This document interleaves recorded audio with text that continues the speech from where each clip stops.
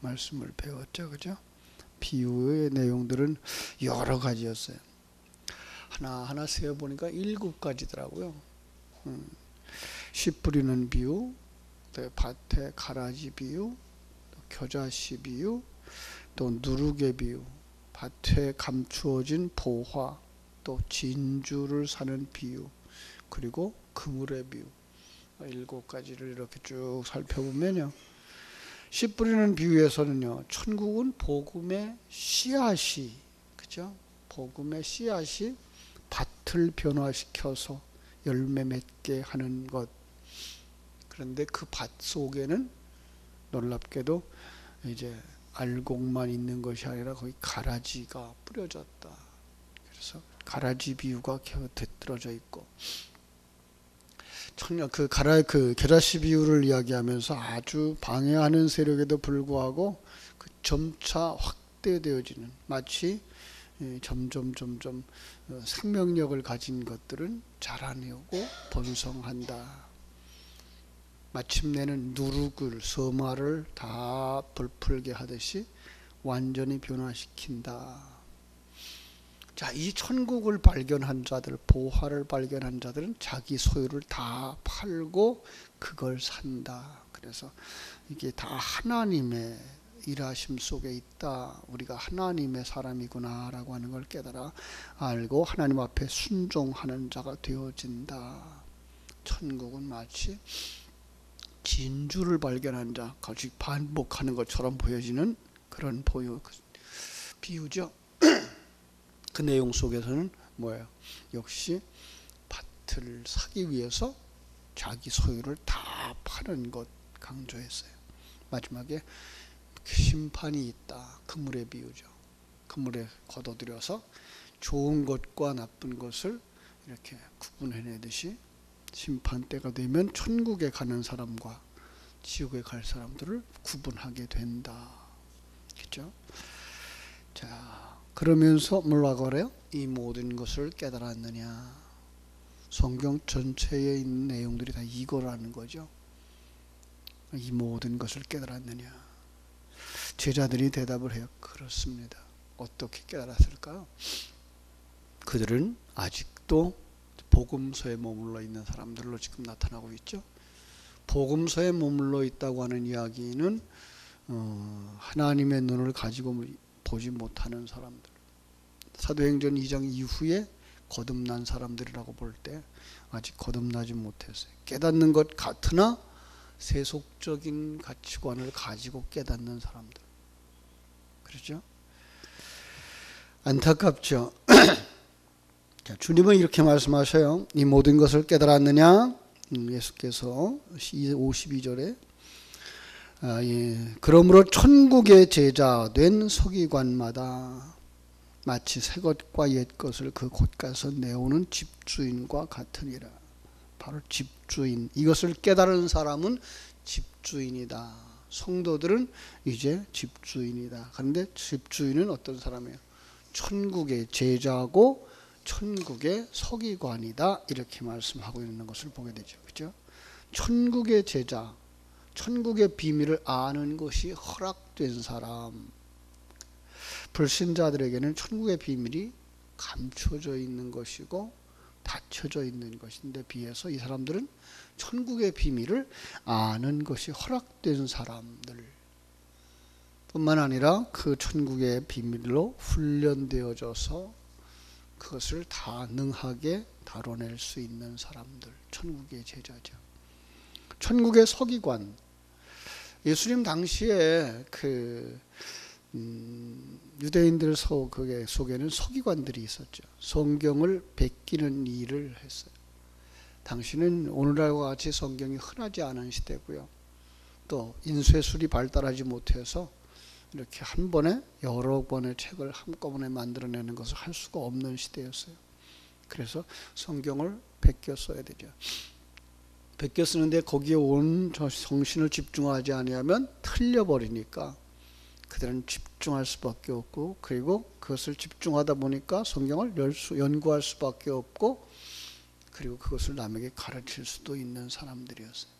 이처럼 천국의 제자, 천국의 서기관들은 천국의 비밀을 배웠기 때문에 또 한편으로는 우리가 천국의 서기관이 되어져야 된다고 하는 사명을 우리에게 이렇게 가르쳐주고 있는 것입니다. 자, 우리는 누구라고요? 이제 집주인, 그리고 천국의 제자들, 천국의 서기관들, 그들의 사명이 뭐예요? 옛것과 새것을 그 곳간에서 내오는 집주인, 옛것과 새것을 그 집에서 꺼내온다, 곳간에서 가져온다. 무슨 뜻일까요? 우리 심령 속에 옛것이 있고 새것이 있다는 거죠. 그걸 구분할 줄 아는 거죠. 그죠? 우리 심령 속에 항상 옛것이 있고 새것이 있는 것을 구분할 줄 아는 사람들이 되어져야 되고요. 그리고 무엇이 소중한 것인가를 아는 사람들이 되어져야 되고요. 이것을 알지 못하는 사람들은 어떻게 되어져요? 그 다음의 사건들과 동일한 사건들이 일어나는 거죠. 그것을 아는 사람들은 옛사람에게 의지하지 아니하고 옛것을 우리가 추구하지 아니하고, 그것을 아는 사람들은 새것을 알고 새것을 추구하겠죠. 그러나 그것을 알지 못하는 사람들은 세상 사람들하고 똑같은 거죠. 보는 것이 전부인 줄만 알고 살아가게 되는 것을 우리가 알 수가 있습니다. 그죠? 자, 그래서 53절 이렇게 말씀하죠. 예수께서 이 모든 비유를 마치신 후에 그곳을 떠나서 고향으로 돌아가사 그들의 회당에서 가르치시니 그들이 놀라 이르되 이 사람의 이 지혜와 이런 능력이 어디서 났느냐. 깨닫지 못하는 자들은 소경이고요. 깨닫지 못하는 자들은요, 눈먼 자고요. 깨닫지 못하는 자들은 감각 없는 한센시병이라 그러죠. 문둥병이. 죽은 자예요. 보지 못하고 듣지 못하고 느끼지 못하는. 자, 우리가요 정말 이건 남의 얘기로만 생각하지 말고 우리들은 과연 느끼고 살아가는가? 하나님이 나와 함께 하고 있는 것을 느끼고 살아가는가? 매일 매 순간 언제나 어디서나 하나님이 나와 함께 계시는구나. 이런 것들은 하나님의 일하시는 거구나. 이 속에서 매 순간 하나님이 내 속에서 일하고 계시고 내 환경 속에서 일하고 계신 것을 깨달아 아는 사람들, 그죠? 그 하나님의 일하심을 보고 사람들의 이야기를 하고 있는 것 같지만, 세상 얘기를 하고 있는 것 같지만, 하나님은 그 음성 속에다가 진리를 담아주셔서 언제나 내 모습을 돌아보게 하고 언제나 하나님 나라를 소망하게 하는 그 하나님의 음성을 들을 수 있는 사람인가? 나는 남의 얘기하지 말자고. 나는 정말 하나님과 함께 동행하고 있는 걸 나는 느끼고 사는가? 하나님의 음성을 들으면서 사는가? 하나님의 일하심을 보면서 사는가? 그러지 못하면 나도 누구예요? 세상 사람들하고 똑같이 보이는 것이 전부라고 생각하고 들리는 그 소리가 전부라고 생각하고 내가 살아가고 있는 삶의 현실이 이게 다라고 생각하는 어리석음에 빠지게 되는 거죠. 그러나 정말로 그 속에서 구분을 할 줄 아는 사람, 정말 하늘나라를 소망하며 살아갈 줄 아는 사람, 하나님의 음성을 들을 줄 아는 사람, 여러분 모두가 다 그곳이 훈련되어져야 돼요. 그게 뭐예요? 천국의 제자들이에요. 예수님이 그 3년 반 동안 제자들을 훈련시켰던 것이 그거예요. 계속 훈련시키죠. 처음에 알아듣지 못해요. 제자들이 예수님을 따라다니지만 그들은 여전히 보이는 건 뭐예요?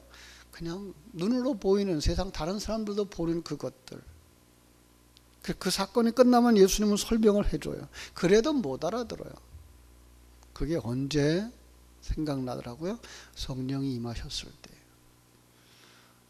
우리는 항상 사모해야 되는 게 뭐예요? 성령의 역사하심.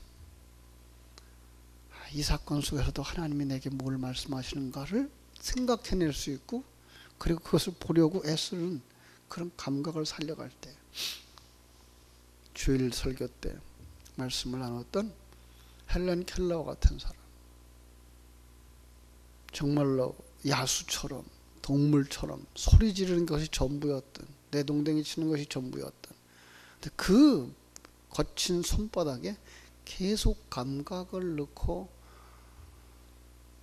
계속 반복하자 뭐예요? 감각이 살아나잖아요.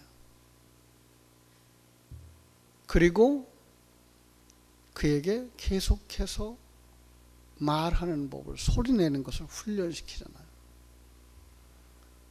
그러니까 그가 듣지도 못하고 보지도 못하고 말하지도 못했던 사람이 보게 되는 거예요. 보지 못하죠. 그러나 영적으로 보게 되는 거죠.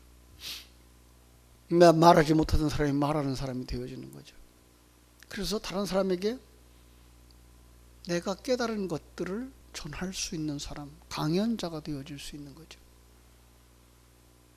우리는 신앙생활을 30년, 40년, 50년 해왔어요. 과연 내 삶 속에서 그런 하나님의 임재하심과 하나님이 나와 함께 하시고 나를 인도하고 계신 것, 지금도 하나님이 나를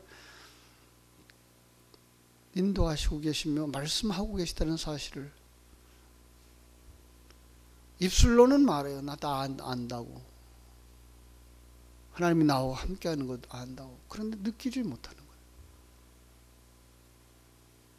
그 속에서 나를 재창조하고 있는 그 하나님의 손길을 느끼지 못하면 그들과 다를 바가 없는, 못 듣는 사람하고 다를 바가 없는 거죠. 그렇죠? 고향 사람들은 어떤 사람들이에요? 이것만 보는 거예요. 보였는 그, 보았던 그. 사람들이 놀랍다 그랬어요. 54절에 그들이 회당에서 가르치시니, 그들의 회당에서 가르치시니 그들이 놀라 이르되 이 사람의 이 지혜와 이런 능력이 어디서 났느냐. 놀랍다. 권위가 있다. 주일날 말씀을 드렸죠. 예수님의 가르침에서는 권위가 있다. 왜? 본질에서 나오는 진리였기 때문에. 쉽게 말하면 보이는 세상 이야기가 아니하고 보이지 않는 하나님의 나라, 그죠? 시간과 공간 세계를 넘어선 그 하나님의 나라에서 하나님의 일하심을, 그리고 그 결과 심판과 그 심판의 결과 천국과 지옥을 열어주기 때문에 권위 있는 것이었다. 영성이 있는 사람은 눈이 열리면 설교자가, 그죠? 설교자의 설교가 이게 하나님의 안목에서 내려오는 설교인지 사람의 관점에서 만들어지고 사람들을 사람의 그 보이는 곳으로 인도하는 설교인지 들을 수가 있는 거죠. 볼 수가 있는 거죠. 오늘날 교회의 설교가 너무 인본주의적으로 흐르고 있고 심리학적으로 흐르고 있죠. 이게 좋은 설교라고 지금 많은 사람들이 이야기를 하고 있죠. 말은 좋죠. 그죠? 그들은 또 그렇게 말해요. 좋은 말로 인문학적인 설교라고. 근데 그게 편하게 들려요. 잘 들리죠. 왜요? 늘 듣던 이야기니까. 거기에 훈련되어진 우리니까. 세상 이야기. 네. 아주 쉬운 얘기로 곱하기 나누기만 해도 모르는 거예요. 더하기 빼기만 할 줄 아는 거예요. 더하기 빼기 얘기는 이제 쉬운 거예요. 근데 인수분해다, 미분적분이다 들어가면 이건 전혀 모르는 거예요. 무슨 소리 하는 거야 저거. 우린 지금 그런 사람이 아닌가 생각해 봐야 돼요. 여러분, 예수님의 설교가 그들의 귀에 쏙쏙 들어왔을까요? 아니요. 예수님의 설교는요, 못 알아듣겠다고 발버둥치는 거죠. 반말하고 반발하고. 그런 게 어디 있느냐고. 그런 게 어디 있느냐고.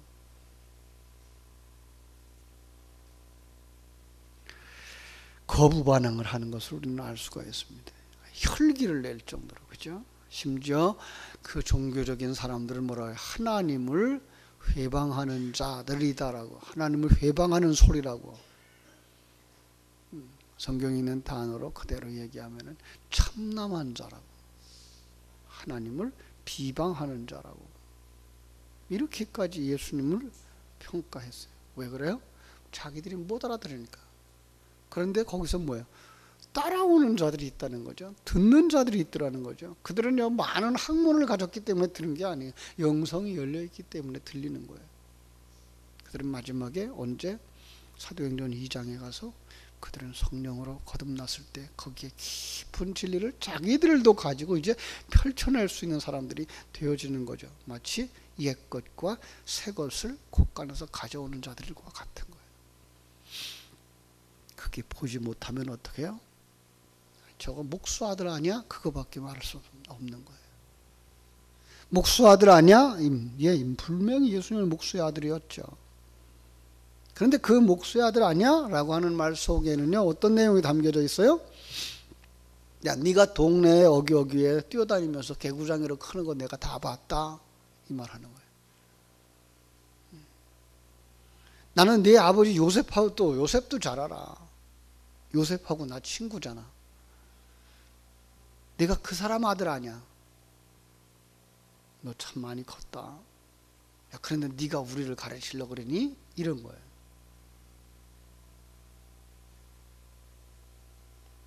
그러니까 그 사람 속에 하나님의 생명이 들어있는 그 영성을 보지 못하고 어떻게 살아왔는데, 어떻게 컸는데, 그때 어떤 생각들 하고 어떻게 다투고 어떻게 싸우고 했던 그 과거의 그것들만 보는 거죠. 그들을 뭐라 그래요? 믿지 않는 자들, 이렇게 말하는 거죠. 그렇죠? 심지어 그들은 어떻게 해요? 예수를 배척하는 자들, 이렇게 말하고 있는 거죠.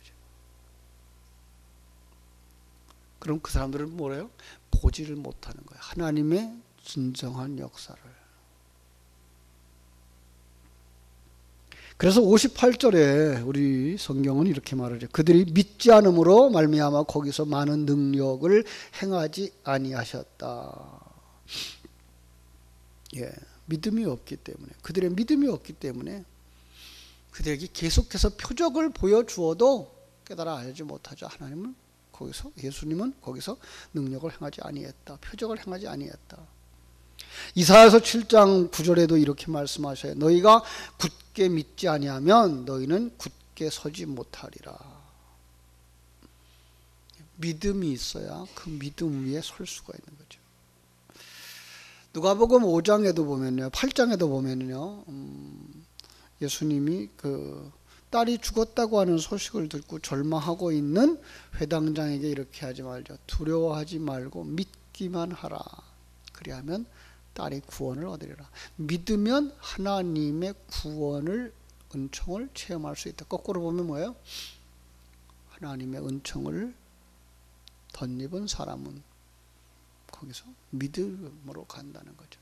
믿음으로 간다는 거죠.